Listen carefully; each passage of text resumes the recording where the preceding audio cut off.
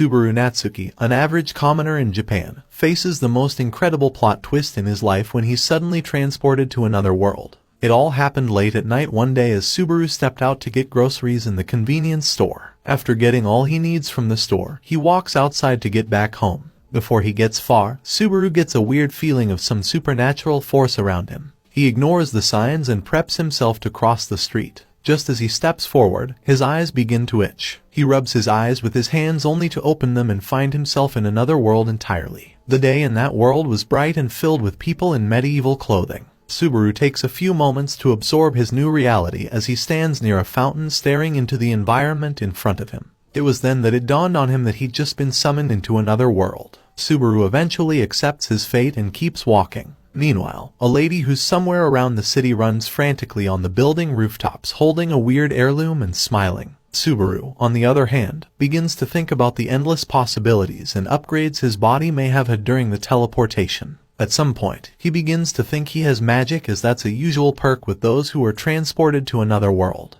He even tries testing it on an accident that's about to happen in front of him. Unfortunately, he finds out the hard way that he doesn't have magic. Subaru continues his journey through the city to find a place to stay. On his way, he finds a stall and tries buying some fruits with his old currency. The stall owner chases him out after seeing his old currency and Subaru continues moving. He also tries interacting with other people in the city but he gets shunned every damn time. When he gets tired of all the stress, Subaru sits in an alleyway to think about his situation. He takes out his phone and finds out it still works in the world he's in. Frustrated, he puts his phone back into his pocket and begins complaining about his terrible odds. He wonders where the beautiful maiden who summoned him into another world was. Just then, 3 muggers find him sitting alone in the alleyway and hold him up to rob him. Before they can do anything, the lady running on rooftops passes by and greets them before going her way. When she's gone, Subaru tries to test his newfound strength. Unfortunately for him, the muggers had a knife on them. On seeing the knife, Subaru apologizes for punching them and gets beaten up harshly. While receiving his beating, a beautiful lady stops by to ask them about her stolen heirloom.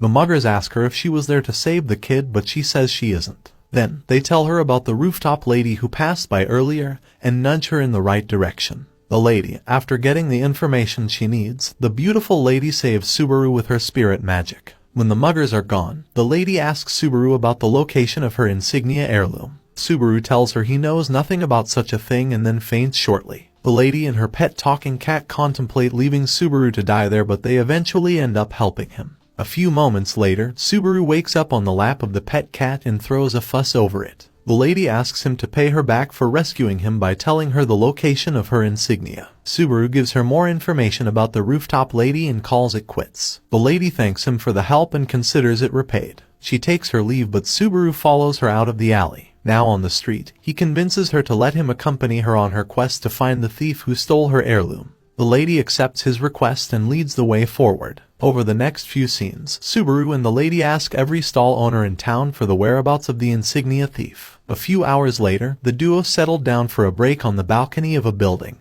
There, they introduce each other formally. The beautiful lady introduces herself as Sadala and Subaru calls himself Subaru. After hearing his name, Sadala gets the feeling that Subaru is from a noble family. She feels his hands and confirms her suspicions. After their break, they continue their search. At one point, they find a little girl with green hair looking lost and confused in the middle of town. Subaru and Sadala argue over whether they're to help the little girl or not. Sadala ends up walking over to the little girl to ask a few questions. However, the girl starts crying loudly. Subaru walks in and pulls a coin magic trick, making the girl smile. Then, they take her around town to find her mother. Thankfully, they didn't have to go far as the little girl was reunited with her mother. Later on, the duo settle down by a bridge to talk about their progress. Subaru argues with Sadala again about good deeds and the like. Sadala concludes that Subaru is someone who likes wasting his life on useless things. She then tells him about her nature as a half-elf, half-human. Still, Subaru compliments her beauty. Sadala gets visibly touched and shies away from the embarrassment. Eventually, Subaru takes them back to their main quest. They get to their next poi, which is a merchant somewhere around town.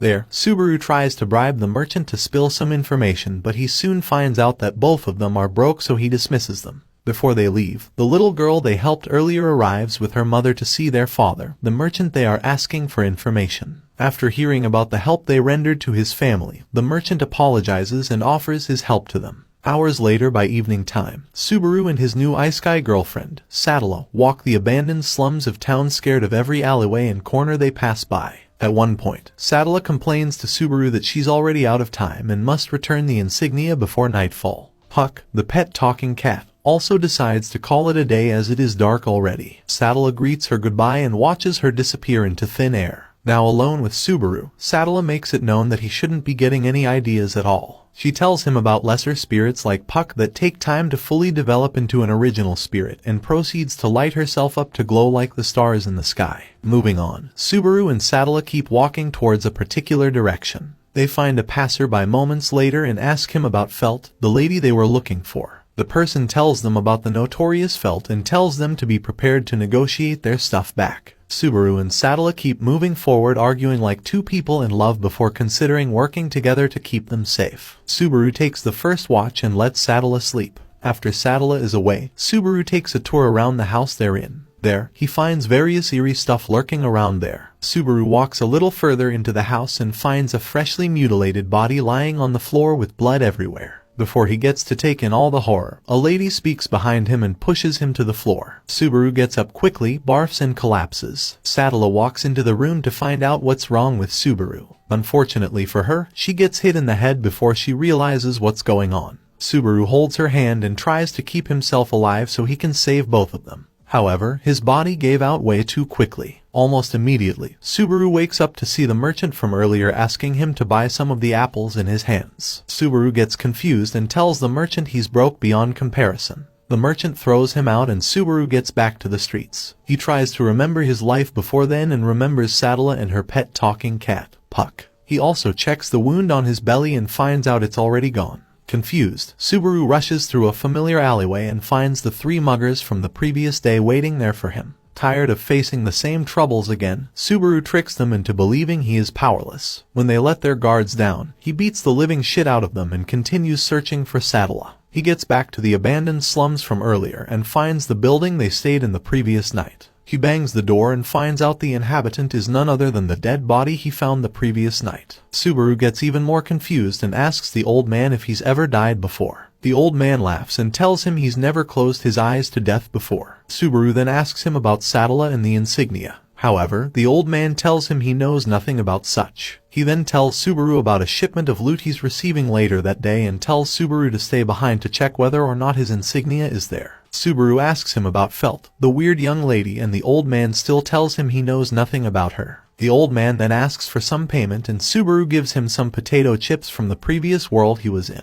Subaru waits outside the house for Felt to arrive. When she does, he talks to her about the insignia and takes her inside. While inside the house, Felt and the old man argue with each other over spoiled milk and all that. The trio get to tease each other for a few minutes before Felt talks business. She drops a precious heirloom and asks Subaru to pay for the jewel inside it. Subaru tells her he doesn't have any money on him but he could trade his cell phone for the heirloom. Felt and the old man ask him about the phone in his hand and Subaru takes a picture of them. When asked what that was, Subaru lies and tells them the device had magic that could freeze any moment in time and then store it. This fools the old man and Felt well enough for them to ask for the phone's worth. Again, Subaru tells them it's probably worth 20 holy coins. The old man and Felt believe his lie but then tell him about a former client of theirs who wanted the heirloom insignia for 10 holy coins. To avoid breaching their contract, Subaru would have to follow them to the point of negotiation and legally buy the insignia from them. As they discuss their terms and conditions, someone knocks on the door and Felt gets up to answer it. Minutes later, she returns inside with her client. The client, who is a familiar lady, weirdly spooks Subaru, almost like he's seen her before. Still, he calms down and openly negotiates the insignia with her over some drinks. Subaru shows her the item he's putting up for sale and tells her the worth. The lady reveals her identity to them. It turns out she's just a proxy representing her real client. As such, she's prepared to increase the price for the insignia to 20 holy coins if they're ready to sell it to her that instant. Subaru caves in defeat but the old man tells him he's still getting the insignia since his phone is probably worth more than 20 holy coins. The negotiation ends quickly with Elsa, the proxy, getting the short end of the stick. She gets up to take her leave and asks Subaru what he's going to do with the insignia.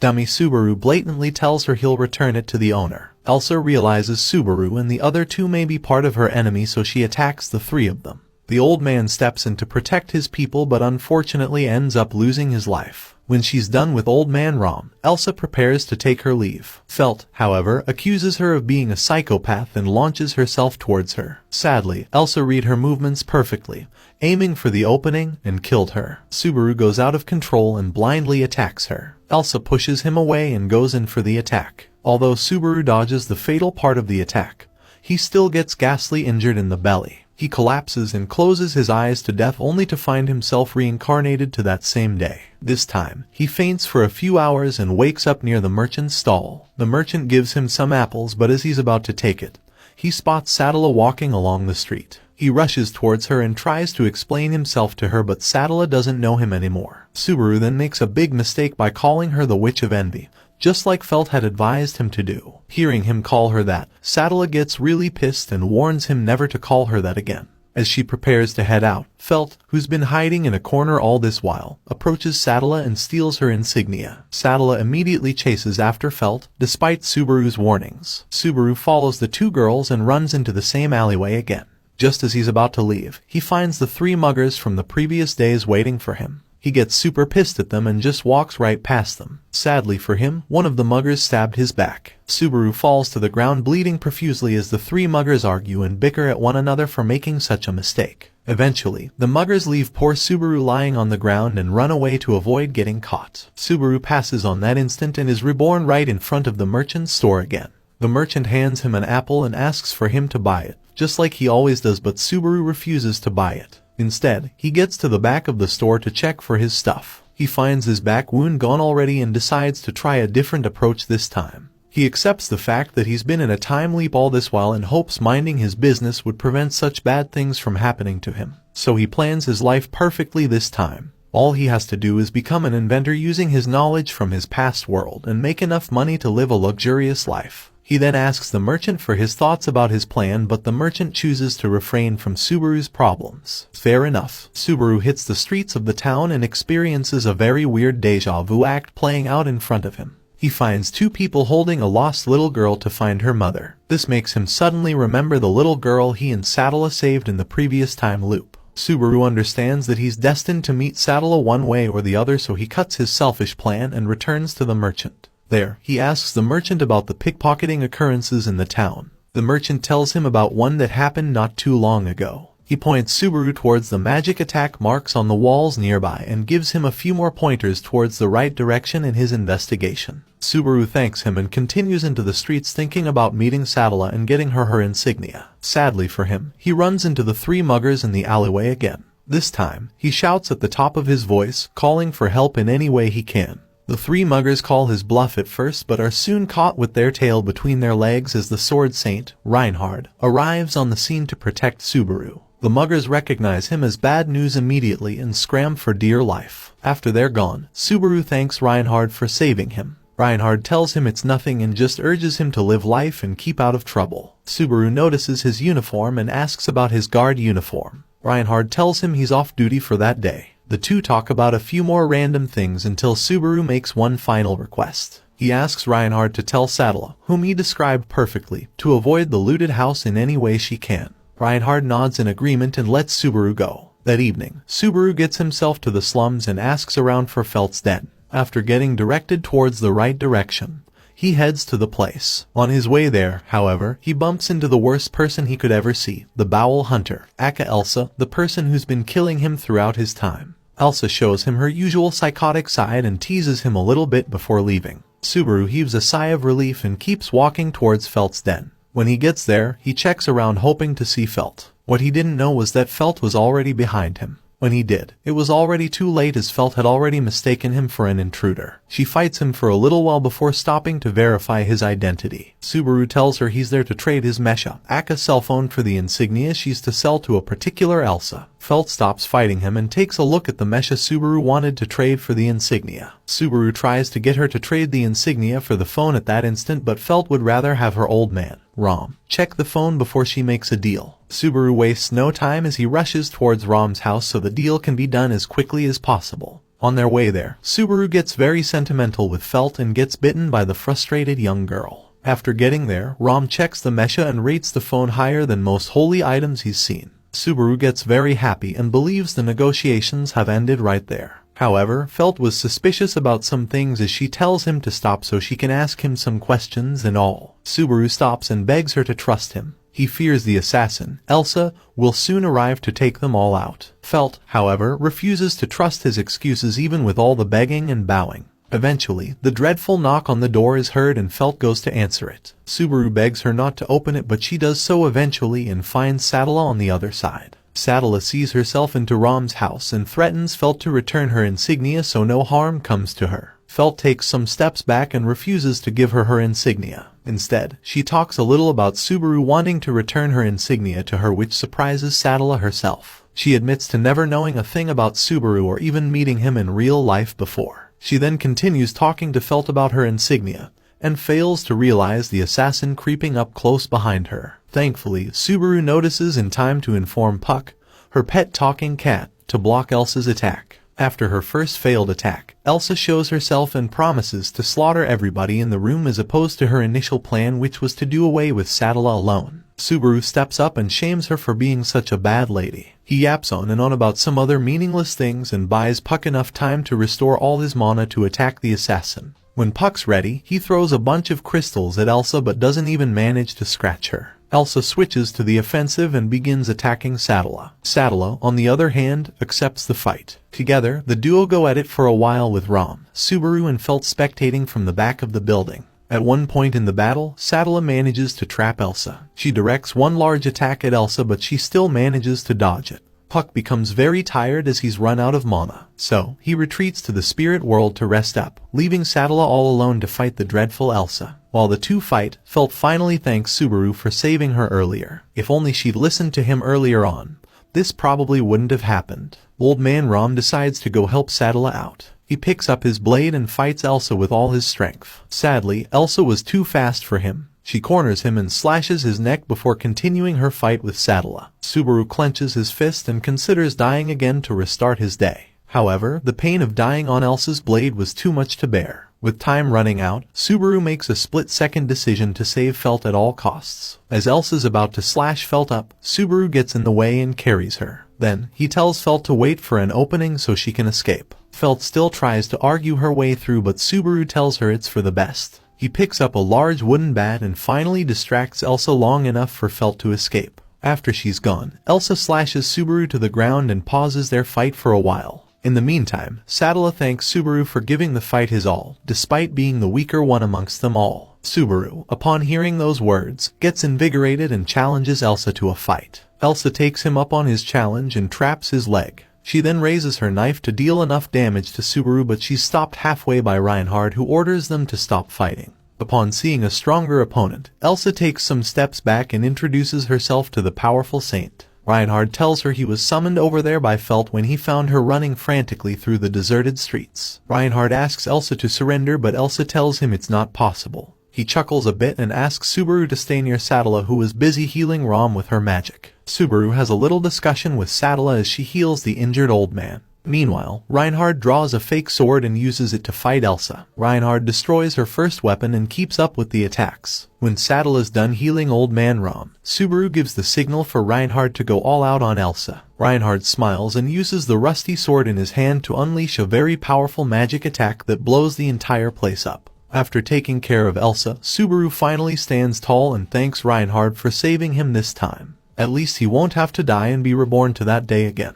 Just as he lets his guard down, Elsa shows up from behind and tries to surprise attack Sadala. Thankfully, Subaru manages to pick up a wooden baton and save Sadala just in time. Elsa, seeing as she's failed woefully, retreats and promises to be back. Subaru gets back up and introduces himself. He then asks Sadala, the beautiful lady, to tell him her real name. Sadala looks very sheepishly and names herself Emilia. Then, she thanks Subaru for saving her and extends her hand for a handshake. Subaru sighs and accepts her handshake. Later on, Reinhard picks up the weapon Subaru used to block Elsa's attack from earlier, and realizes it's been cut in half. Just then, it dawned on Subaru that he was injured in the attack. He loses consciousness and collapses. While he's passed out, Reinhard asks Sadala what she plans to do with Subaru. Sadala, aka Emilia, tells him she'll take Subaru to her mansion. As for Felt, she thanks Emilia for her help and returns Emilia's insignia to her. Reinhard, after seeing the insignia on Felt's hands, gets very disturbed and captures her for having such an heirloom in her hands. After rendering her unconscious, Reinhard takes a long hard look at the moon and returns to the palace with Felt. The following day, Subaru wakes up in Amelia's mansion. He checks for his wounds and is surprised to find it's healed up completely. Confused, Subaru gets up from his bed and walks around the corridors searching for a life form. He discovers that the hallway is a looping one, so he opens the first door he sets his eyes on and finds the famous librarian Betty doing her thing.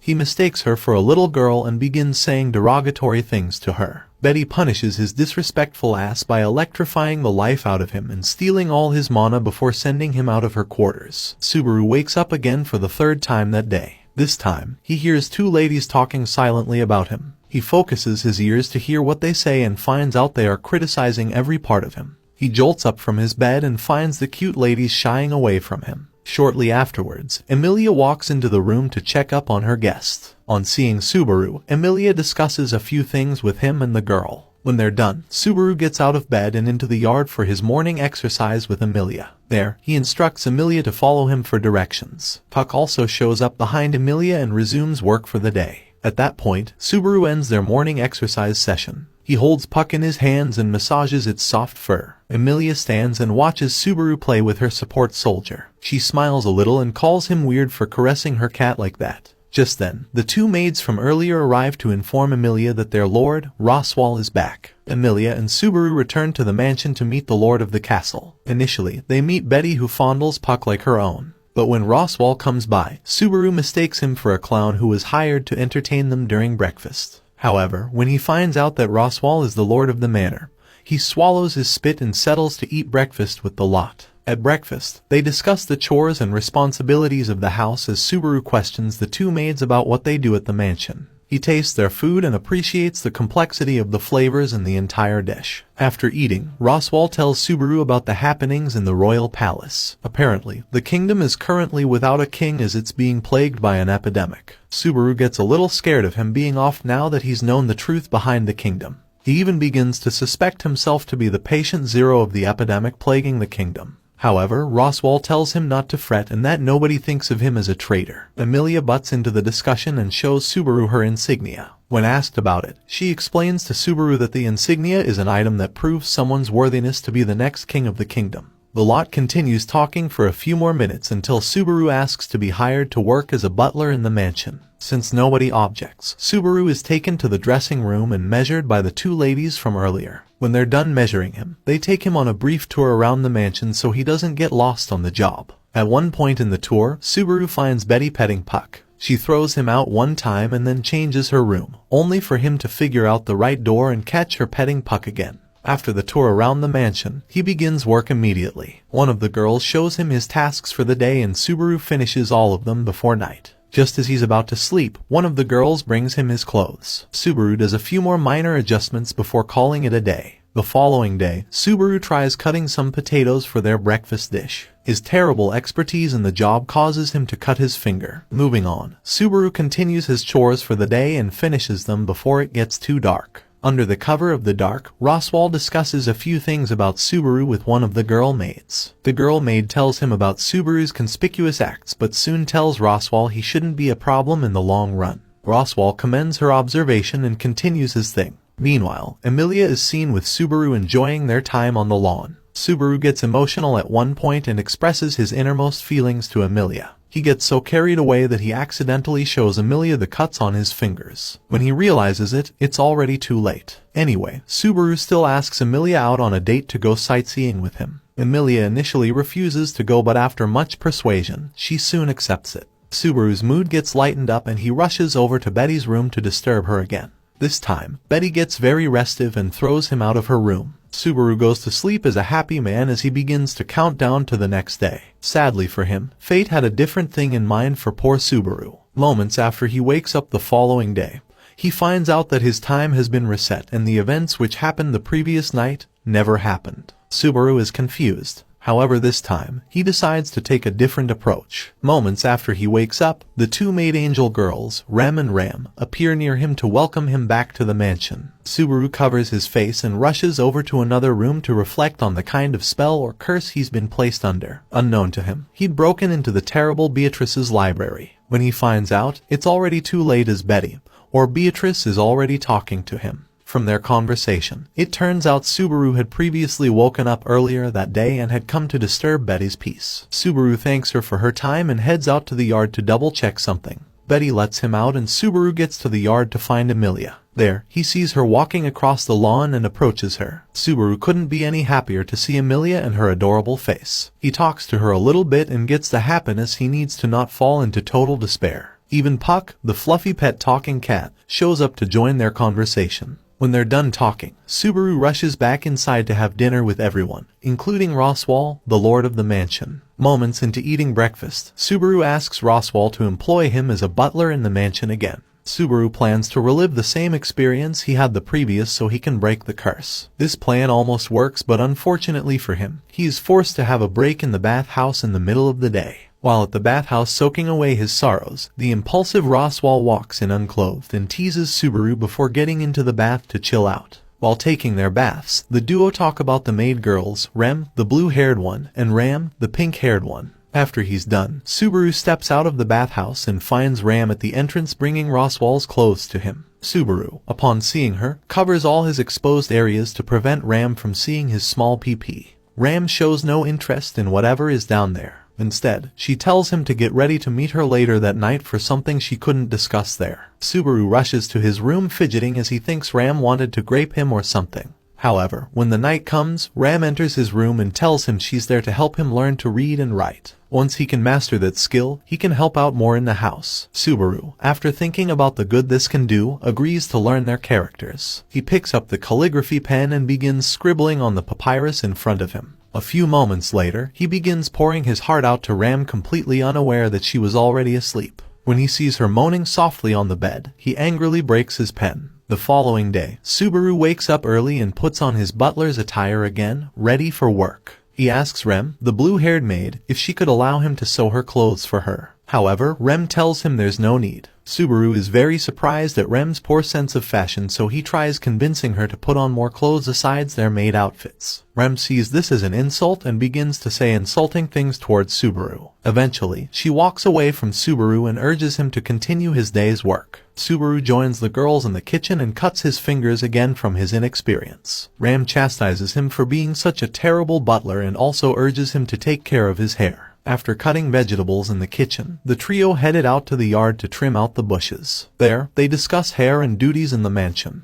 Hours pass by and Subaru is seen cleaning the bathhouse. Just then, Rem interrupts him and apologizes for making insulting remarks towards him earlier that day. Subaru tells her he'll forgive her on the condition that she helps comb his hair. Rem picks up another scrubbing brush and joins Subaru in washing the floor. She says a few derogatory things to him and then succumbs to his wishes. Subaru, after his work, follows Rem out to town to get some supplies. At the supply area, he finds some kids playing and joins them in their fun till Rem finishes getting all the supplies. On their way home, Rem and Subaru talk about kids like they're some bad people. Subaru tries to stop her from talking down on children, but with Rem being Rem, she continues talking about it. Eventually, Subaru changes the topic and says a few good things about Ram, and this makes Rem smile. That night, Emilia fills in for Ram to supervise Subaru's learning session for the night. Subaru's mind beats out of rhythm as he gets pretty scared about what to do. Seconds later, he musters up courage and asks Emilia out on a date. Emilia initially asks him about what a date is. Subaru explains it to her and convinces her to follow him on a date. Subaru becomes so happy that he promises never to sleep that night so he can survive the night and avoid dying in his sleep. Unfortunately for Subaru, he was about to experience another canon event in his night. As he waits anxiously for morning in his room, he feels a sudden cold and the lights go out. Subaru rushes to the corridor shivering and wondering why his body feels queasy. Sadly, it turns out he'd been poisoned earlier that day and the poison was already taking effect. Subaru collapses in the hallway and is slashed by an assassin sent to kill him. Subaru wakes up in agonizing pain as he returns to the same state he was in his time leap. He unintentionally scares Ram and Rem, who are near him at the time. Subaru realizes they probably hadn't met him before, so he tries to calm them down.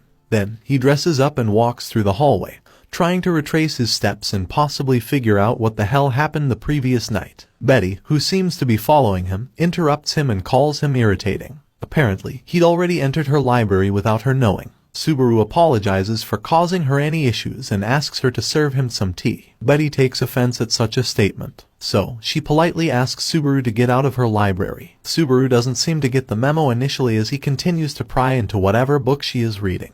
When she couldn't take it anymore, she threw Subaru out her window and he fell to the shrubs below. Emilia finds Subaru covered in manure from the shrubs and tells him about it. Subaru throws a fuss over being covered in manure, but Emilia tells him it's okay since he didn't know about it initially. To help rid him of all the gunk, Emilia wakes Puck and asks him to wash Subaru up. Puck appears in Emilia's hands and uses a water-themed spell to clean Subaru up. Moments later, Emilia, Puck and Subaru all play on the lawn there in the yard. Subaru gets into a little fight with Puck and causes Emilia to laugh out loud from the cuteness. Subaru gets very proud of himself for finally making Emilia laugh. Emilia, who noticed Subaru adding the tan suffix to her name, asks him about it. Subaru tells her it's what friends call each other and she should be proud to have such a name from him. Emilia, on hearing that she may have just made one friend, gets very flustered and covers her eyes in shame. Subaru talks secretly with Puck and finds out it's one of Emilia's long-lost wishes to be called such nicknames. After much explanation, the two maids, Rem and Ram, arrive to inform of Roswell's return.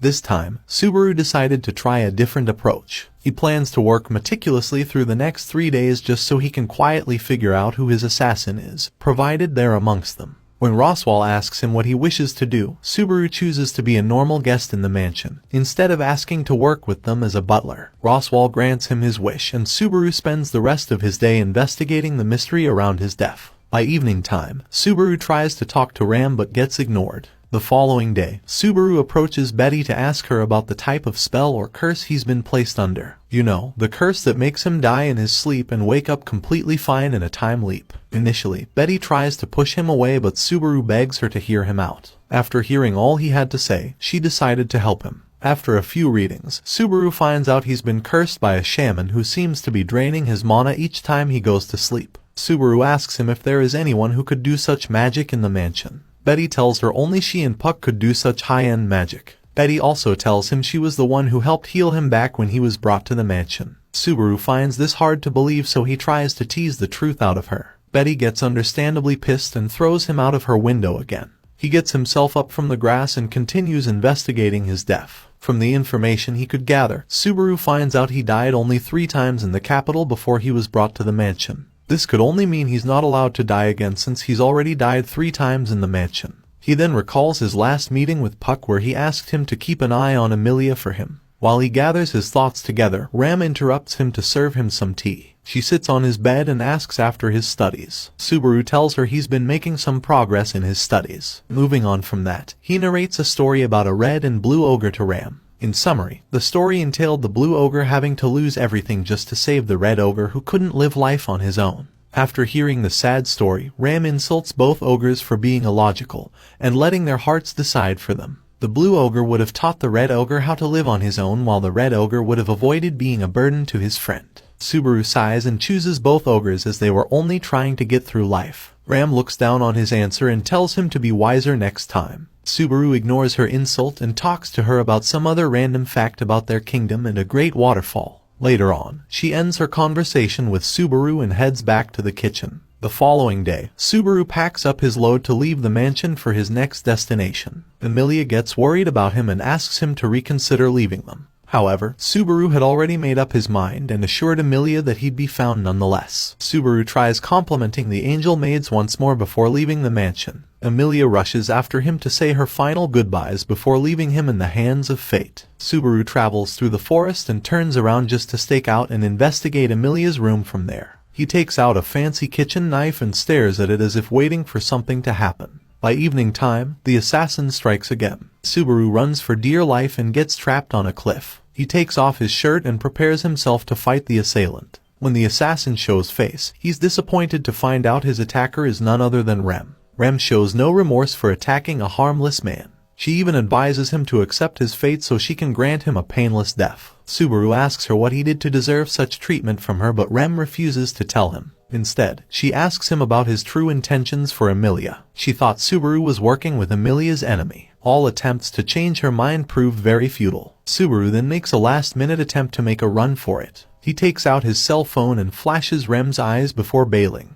After running a few meters, Rem cuts his leg and immobilizes him. She then approaches him and stops his leg from bleeding just so she can get the information she needs out of his mouth. Subaru keeps begging her to let him go, as he would never harm Emilia. Unfortunately for him, Rem was hard-headed as she flogged him and kept asking him for the truth. Subaru tells her he has nothing to do with Emilia's capture or anything. He's just a guy trying his best to make friends in a new world. Sadly, Rem refuses to believe him. She tells him that his aura reeks of the witch's aura and it disgusts her. Subaru falls into total despair and starts crying. He screams his lungs out, asking Rem why she hates him so much. Rem refuses to let him finish talking as she slits his throat and leaves him to die. The following day, Subaru wakes up on the same bed with both maid sisters there with him. He freaks out a little and refuses to talk to anyone until Emilia arrives to see him. When she gets there, Subaru warns her never to have anything to do with him as he fears the curse may affect her too. He then gets the idea to tell her everything, but as he's about to do so, a dark cloud surrounds them and freezes time for a little moment. When this happens, a dark humanoid hand strolls through Subaru's body until it gets to his heart. The hand grips Subaru's heart and makes him more afraid than ever to speak out. Subaru gets out of the trance in one piece and decides to lock up and chase Emilia away.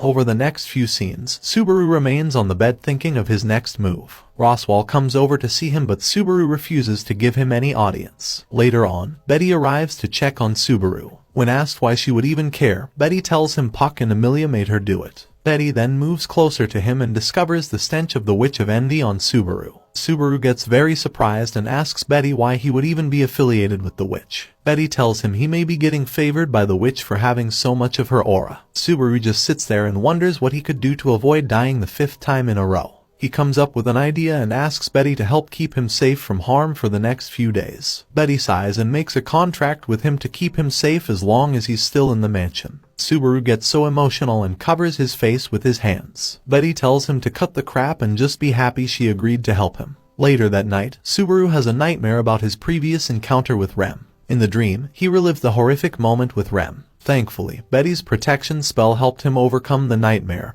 and he returned to his sleep peacefully. The following morning, Betty wakes him up and tells him to avoid breaking anything in her library. Subaru spends half of the day there in the library helping Betty out. At one point, she steps out of her library to get something, leaving Subaru inside. Subaru is left alone with thousands of books. He gets scared a little and opens the door to check out the building. He sees the shining sun and basks in its gracefulness as he walks to the hallway. Emilia catches up to him a little while later and asks him to follow her somewhere. Subaru blindly follows Emilia until they arrive in front of a room. Subaru is about to ask Emilia what the matter is, but Ram's screams stop him from doing so. Subaru enters the room and finds Ram crying over her sister's dead body. Subaru wonders why and how Rem died, but Roswell tells him Rem had died of weakness, almost as if she fell asleep and couldn't wake up again. Subaru realizes that Rem wasn't the shaman he was after. Emilia asks Subaru to tell them anything that could help them understand what was going on. Subaru tries to tell them, but he remembers the incident with the humanoid hand and stops himself from talking.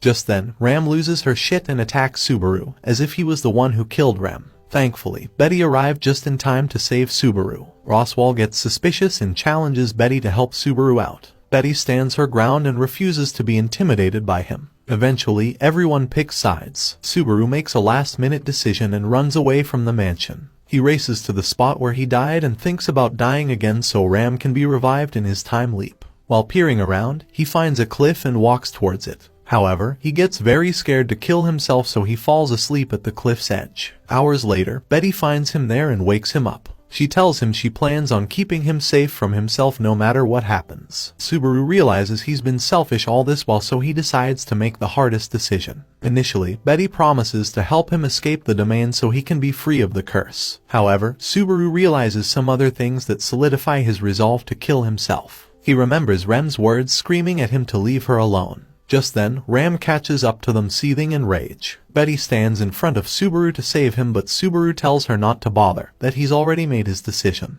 Without thinking twice, Subaru thanks everyone for helping him out and races towards the edge of the cliff. Subaru jumps off the cliff with a smile on his face and crashes head onto the ground, ending his life in the process. Mere moments after meeting his end, Subaru wakes up on the same bed again. This time, he finds the two sisters, Rem and Ram, together. He suddenly feels a pain in his belly and squints his face. Rem and Ram immediately rush to find out what's wrong. Subaru holds their hands to confirm if they truly are the ones with him. After confirming his suspicion, Subaru smiles and appreciates the girls. Rem and Ram, who technically haven't seen him before, step back from the pervert in front of them. Subaru smiles still and waits until Emilia comes by to check up on him. During breakfast, Subaru asks Roswell to hire him to work in the mansion. This time, he tries yet another approach different from the last one. By helping the residents with stuff they need help with, he can earn their trust and easily avoid being suspected as an enemy. Luckily for him, Roswell has no objections towards his request as he allows Subaru to do his work in peace. Immediately after breakfast, he rushes over to different sections of the mansion to help out with 1 or 2 tasks. By lunchtime, Subaru takes a break on the lawn to chill out. Puck meets up with him there to keep him company. The duo discuss Emilia and her magic attribute. From their conversation, Subaru finds out that Emilia is a spirit arts user, not a magic user. He also figures out that he may have some magic lying somewhere inside him and asks Puck to help him find out. Puck does his mojo and figures out Subaru's attribute to be Shadow, which is a very rare magic attribute to have. At that point, Emilia returns from her chilling outing and finds Subaru throwing a fuss over his magic attribute. She calms him down and lets him know just how special his magic attribute is. Subaru still asks for some proof to know whether he's truly a shadow user. Emilia and Puck throw him into a dark trance that scares Subaru. He thankfully gets out of the trance and returns to normal before Emilia notices something's wrong.